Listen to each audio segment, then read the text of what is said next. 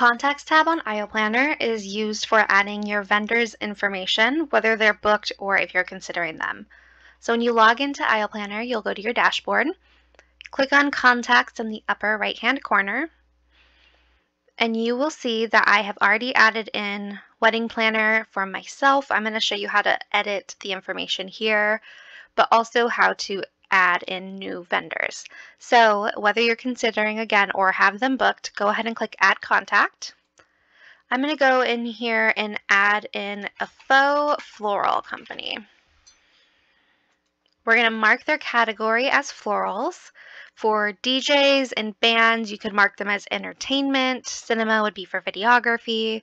Feel free to kind of scroll through here and log in what you think the category is. If you do have a venue that's providing the catering and the bar, you can go ahead and mark venue, and then once we log it, you can go back and click in catering and bar, or just leave it as venue. So for this one, I'm going to click florals, and we are going to pretend that we have not booked them yet, so I'm not going to click this, and we're going to add their contact. So you'll see anybody that you have not booked yet is going to be added in this gray box here versus those that are booked are in this kind of gold color. For the florals, we're going to go ahead and click into it. And it's going to take us to their kind of more defined contact sheet. So it'll have their name up here. This is able to be edited if needed. Notes would be notes about maybe cost or little things you may want to just note about the company in general. Point of contact, you can add in their first name, last name, title. Really important to add in phone number and email. So out of the things on this page, definitely for your onboarding and initially in the process, add in your point of contact and their name and email address. As we move further in the process, you may want to add more information in here. Adding in the number of meals is going to be for those vendors who are receiving vendor meals during the reception. Number of seats would be if they need additional seating, or if like maybe musicians, they need 2 chairs, and other requirements, perhaps they need an umbrella. So you can go ahead and mark all that in here. And then this large gray portion of the screen is where you can either drag and drop or upload files as well as comments. So you can go ahead and make a note of, I really like this florist. What do you think? This is actually going to send me an email when you comment here, and we can have a full conversation about each vendor within this portal. You can go ahead and either drag and drop their contracts, invoices, templates. It could be a PDF file, a JPEG, and I think it could also be a Word document. Yes, it definitely can be a Word document that you can drag and drop into here, or you can click Add to Contact and Files. And it will take you to your files. I'm going to throw in this floral quote from a bit ago just to show you how it will look. We will then have the option for this floral quote to click on these 3 little dots on the side and preview it, download it, or delete it. You can also add in payment schedules. So if you are wanting to utilize the budget tool on IO Planner to the maximum, definitely add in your payment schedule, which will happen by clicking Add to Contact, Payment Schedule.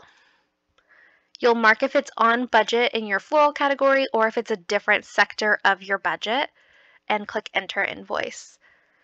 From there, you'll also want to mark if it's a new line item for your florals or if it's going to include any of these items down below. So I'll go ahead and mark it includes it. Most florals will, most florals don't separate these out. And then you'll type in the invoice amount. So perhaps in total it's $3,500. Pending final guest count, you can put there because technically your centerpieces will be pending the final amount. So you are welcome to click that if you'd like. And then you'll just click on the amount and type in maybe your initial deposit was $500, the date that it would be due on, and if you've paid it yet or not. It'll tell you what day you've paid it. This will communicate with the budget tab. So if you are working on utilizing the budget functions, definitely fill this in. I'm going to click back to all contacts. So now it has marked them as booked. You can go ahead and either click into them to see more information, click back to all contacts, also click into mine, see if there's anything we need to add. So I personally like to go in here and add in the main contact name ahead of the business name, because when we are going through your timeline, I like to add in the responsible parties for who's responsible for each different part of the pieces of the timeline. And if you add in maybe coordinator, it would just say Everly by MGE, which makes sense, of course, to me. However, for other vendors on the wedding day, it is helpful to have their name associated here.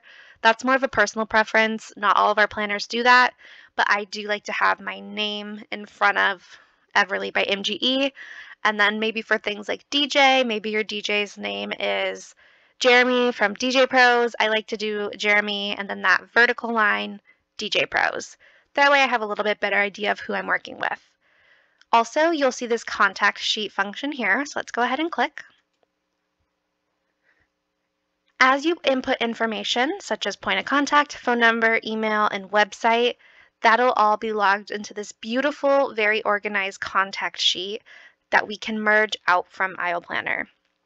If you have maybe a question or your venue has a question about who you've hired thus far, you can go ahead and click on this box in the right-hand side, download your contacts as a PDF, wait a few seconds for it to open, and this will consolidate all of the information to provide everybody with the name of the company, point of contact, phone number, email. Any information that you've added will be logged in here. This will be distributed to your venue and to the other vendors on the team, so definitely helpful to have all the information extremely accurate on here. That way, if I need to make a phone call on the wedding day, I have the correct phone number. So spend some time, especially as you're getting familiar with Aisle Planner, spend some time adding in your contacts. Use the add contacts to put in vendors that you're considering to make it easier to share with your planner exactly what you're comparing as far as invoices and quotes go. Very useful tool. We will be utilizing it a lot. So hope this video helped you kind of figure out what you're supposed to be doing here.